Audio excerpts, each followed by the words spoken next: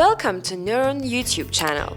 In this video, we are going to review how do you restore Windows 10 to factory settings. To get started, there are multiple ways to reset factory your Windows 10 settings. Go to the Start menu and choose the Settings icon. Then, go to Update and Security. Go to Recovery. Click on the Get Started option. If you want to keep your files, choose Keep My Files, and if not, choose Remove Everything. Based on your condition, choose between Cloud Download and Local Reinstall. Subscribe to NeuronVM YouTube channel to get more information about these interesting tutorials. We hope it was useful for you.